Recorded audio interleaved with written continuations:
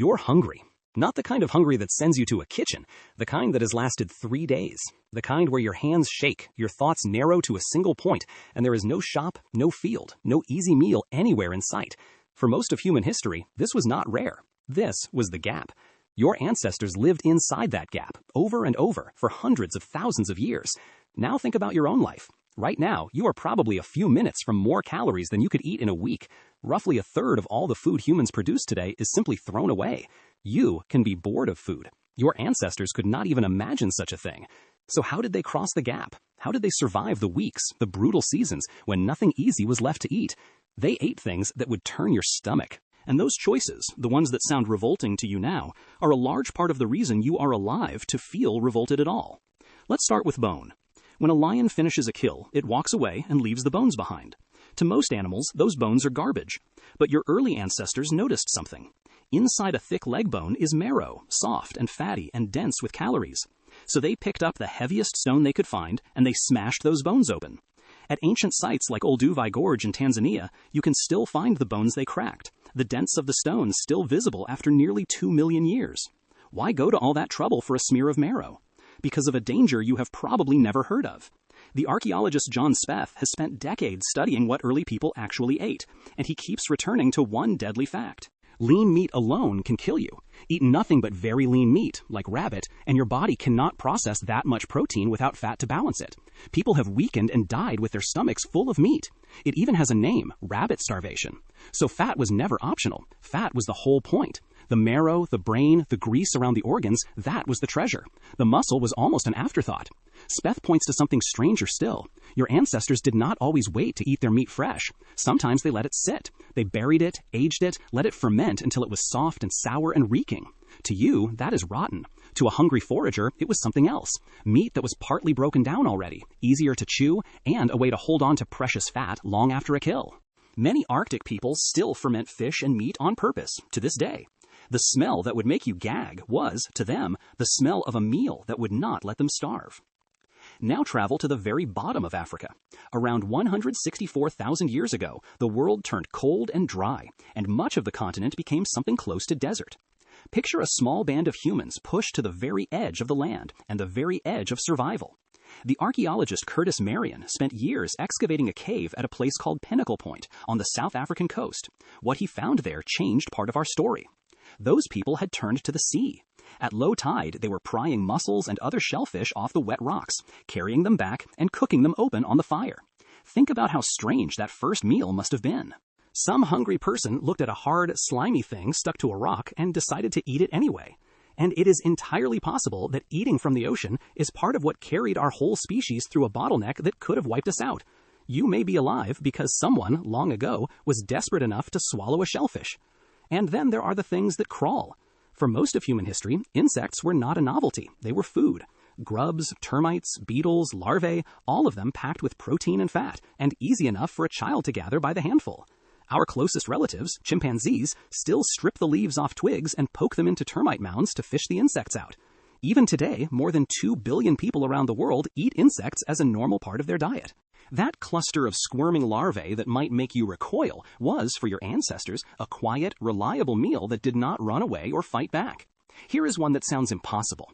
Sometimes your ancestors ate dirt, not by accident, on purpose. All over the world, people have deliberately eaten certain clays, and some still do. The researcher Timothy Johns studied communities high in the Andes who dipped wild, bitter potatoes into a paste of clay and water before each bite.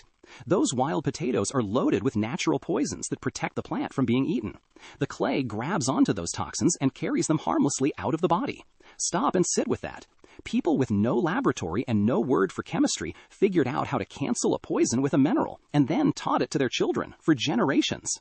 Eating dirt was not foolish, it was a kind of genius.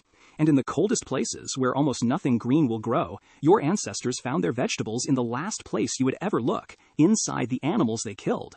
When Arctic hunters brought down a caribou, they did not throw away the stomach. They ate what was in it, the half-digested mash of moss and lichen the animal had been grazing all day. That sour green paste carried vitamin C and plant nutrients the frozen land simply could not offer. Disgusting? Maybe. But it is one of the quiet reasons people could live for generations on a diet of almost nothing but meat and still not lose their teeth to scurvy. Sometimes the strangest meal is one we can actually hold in our hands. In 1991, 2 hikers in the Alps found a body frozen in the ice. He turned out to be more than 5,000 years old, and the cold had kept him almost perfectly. We call him Otzi. In 2018, a team led by the scientist Frank Meixner did something extraordinary. They opened and analyzed the contents of his stomach and read his final meal like a page in a book. It was rich in fat, ibex meat and fat, a little red deer, and grain. But folded into it was something odd, traces of bracken fern, a plant that is mildly toxic. Why would a careful, well-fed man eat poison? He was carrying parasites in his gut, and the fern may have been a rough kind of medicine. Or it was simply wrapped around his food. Either way, here is a person from 5,000 years ago eating something slightly poisonous, on purpose, with a reason. Even then, strange food was rarely stupid food. And underneath nearly all of this sits one discovery that made the strange edible in the first place: fire. The scientist Richard Wrangham argues that cooking is one of the most important things our species has ever done. Cooking begins breaking food down before it ever reaches your gut. It kills much of what would otherwise make you sick. It turns tough, dangerous, barely edible material into fuel your body can actually pull energy from. Marrow, shellfish, bitter roots, questionable meat. Fire is what quietly turned so much of it from poison or garbage into dinner. So here is the part most people get backwards. We picture our ancestors as desperate and simple, choking down revolting things because they did not know any better. The truth is almost the reverse. Eating aged meat at exactly the right moment, eating clay with exactly the right plant, eating the stomach of your prey in a land with no gardens. Eating a fern is medicine.